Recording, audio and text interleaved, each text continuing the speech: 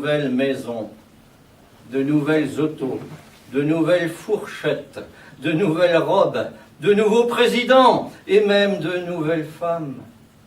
Pourquoi pas aussi des livres nouveaux, des livres écrits et fabriqués aujourd'hui pour aujourd'hui? Robert Morel, l'éditeur, connu notamment pour ses fameuses célébrations, pour les livres de Jules Mougin, de Delteil, sa cuisine paléolithique et tant d'autres merveilles. Un livre ne doit pas être un cimetière. Je vois très bien des caractères nouveaux à chaque page. De l'air, un peu de désordre, un peu de folie. Un texte sur la soulerie, pourquoi pas alors des lettres dansantes, et les mots, et les phrases. Aujourd'hui, un livre ressemble trop à un autre livre. Le livre de Dupont est pareil à celui de Durand. C'est gris comme le complet veston d'un sous-chef de bureau. Je voudrais que mon livre donne envie de danser à toutes les rombières de la terre. Voilà, Jules Mougin. Vauden rêvera de créer l'affiche de Metz. Jadis, on pouvait confier sa faim quotidienne au four à pain convivial sur la place du village. Ah, dans une joie unique ou 1000 fois musique. Voici qu'on porterait désormais son poème à l'atelier Vauden.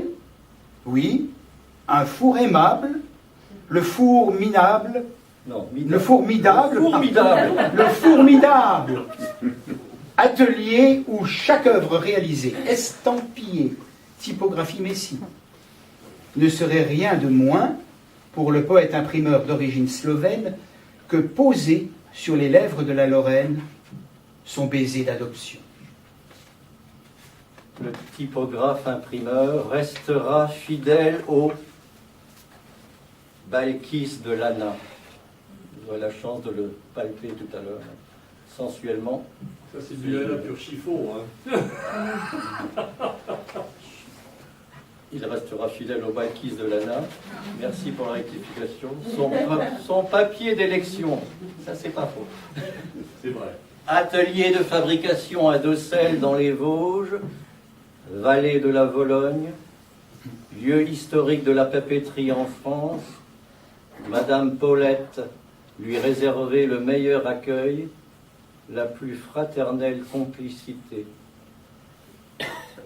On a vu pleurer 2 fois la petite statue de Saint-Antoine, patron des papetiers, sur la place du village, à la mort de Vauden et à la fermeture de l'Anna, une papeterie de légende.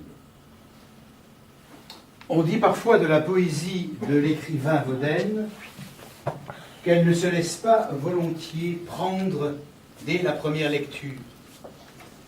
Faites-vous violence alors. Acceptez d'entendre cette phrase prononcée sur un ton pas piqué des hannetons. Elle est tirée des aphorismes dont Lichtenberg a le génie. Quand un livre et une tête se rencontrent et que cela sonne creux, est-ce toujours la faute du livre? Vauden chante. Extrait de ces petits aglots de mots périmés.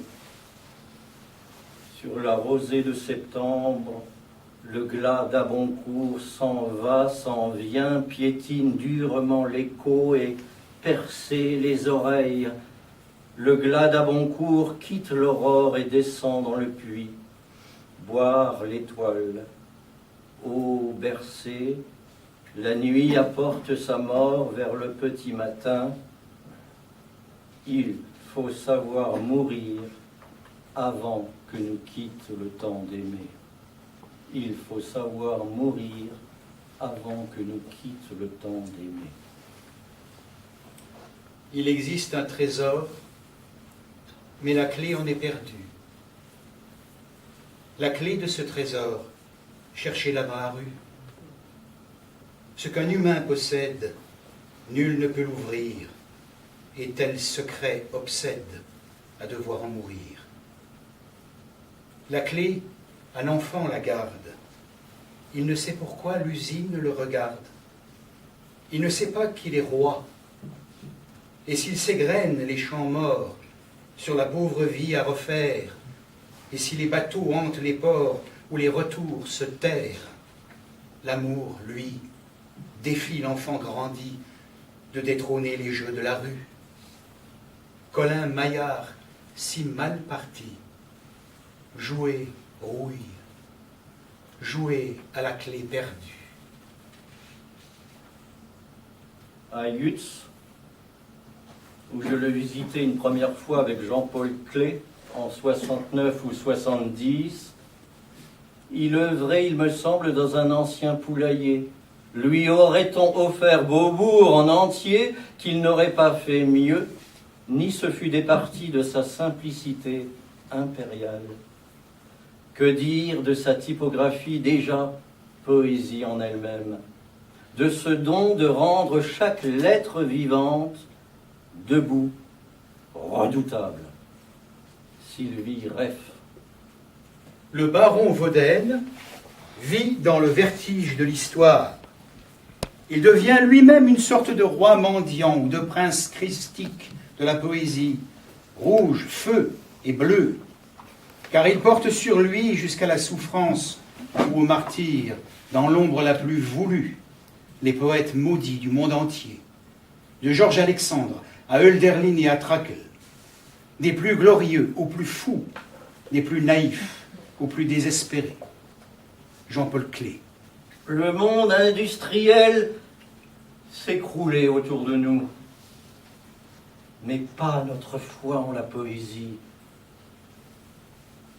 pas notre foi en la culture plurielle en laquelle a droit chaque humain. Par mon travail de comédien, j'ai dit Vauden dans les collèges, les bibliothèques, les centres de loisirs, les manifestations poétiques, là où on nous laissait le dire. Les officiels faisaient des maisons de la culture, nous n'étions jamais dedans. Stéphane Koziak. L'ami Vauden avait dans son regard ce ton magique qui propulse les enfants de l'art vers 1000 et 1000 fêtes universelles. Et c'était à chaque instant comme si la poésie comblait toutes les transhumances de la fertilité du barde qui l'habitait, jouait au fond de sa mémoire avec les dernières caresses de son chien endormi. La lyrique expression de son âme révoltée libérait parfois des images d'exocètes littéraires, à un tel point vives que les cœurs se mouillaient de noces incendiaires. Et brusquement, tout l'amour de Vauden était dit. Alphonse pensa. Tout écrivain devrait, au moins une fois dans sa vie, composer à la main. J'entends typographiquement l'un de ses ouvrages. Il pourrait alors apprendre à connaître le poids des mots, leur valeur d'échange, l'économie de leurs relations, et à défaut de savoir comment le vil plomb des caractères se change en or étincelant dans le creuset de la poésie, il aurait au moins une idée précise de ce qu'est et doit être une bonne prose. Edmond Dune. Cela vous intéresserait-il de devenir mon éditeur et que je devienne le vôtre? Gaston Chessac. Je ne suis pas un artiste ni un artisan, je ne fais pas de l'art. Je fais des choses pour mieux servir la poésie. Jean Vauden. Le cri de Ben. La poésie, ça se coince pas. Vauden non plus. La poésie, ça s'enterre pas. Vauden non plus. La poésie, c'est la vie. Vauden aussi. Un homme au regard clair, ébouriffant de modestie. Il y avait plein de romarin dans sa voix, des voyelles comestibles, un silence gourmet à s'en régaler. Il partageait bohème de vie très tard dans la nuit et jusqu'à pas d'heure, comme s'il fallait qu'avec lui, une fois pour toutes, le temps soit aboli.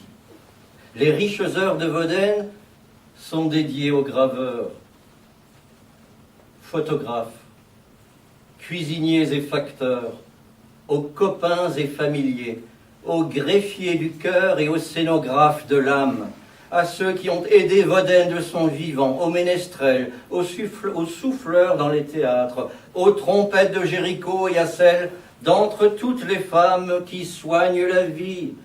Elles sont dédiées aux presse-typos qui l'ont fait souffrir passionnellement, ces merveilleux outils qui ne fonctionnent qu'en traînant la patte. À vous, les Gutenberg d'hier, du présent et de tous les avenirs, aux hommes de l'encre et au papier vivant, à toutes vos casses, vos polices de caractère, usées jusqu'à la tendresse. Typoétiquement, merci. Typoétiquement, merci. Il aimait raconter aux élèves, prêter sa voix à l'émerveillement. Il aimait dans la cour de récréation de toute école que le poème saute à la corde vocale. Autodidacte, il était de la profession des professeurs d'espérance. Sans les artistes, l'Europe, ça n'existe pas. Voici comment l'équipe animée par la passion rend sonore, partition et transfusion de sons. Ok, maestro. Là, c'est Hector Belprose, le carnaval lorrain. Ludwig van Vauden, sonate appassionata. Dire ces 20 ans de patience, malgré l'impatience de ceux qui désiraient voir l'aventure tourner à la mésaventure. 20 ans de courage en dépit de ceux que gagne le découragement, par manque de foi réelle, absence d'espoir. 20 ans, oui, de déraison pour ceux qu'un excès de raison rend prudents, au point de les rendre pusillanimes.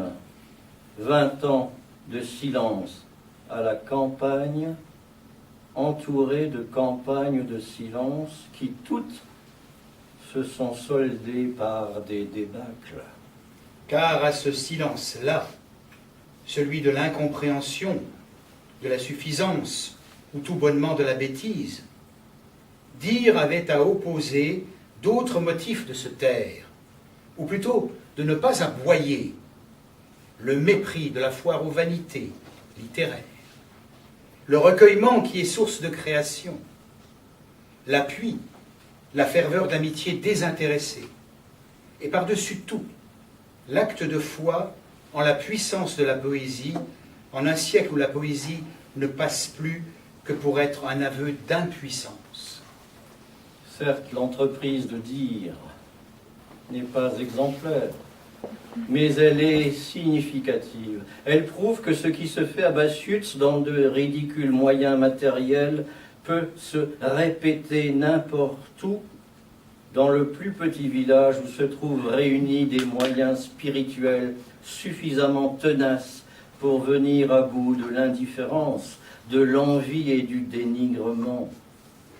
Voilà ce qu'il fallait dire à l'instant même où dire commence une nouvelle aventure, ou plutôt en poursuit l'ancienne, avec une conscience plus éclairée par les leçons d'une expérience de 20 ans et les lumières d'une espérance qui, elle, n'a pas d'âge.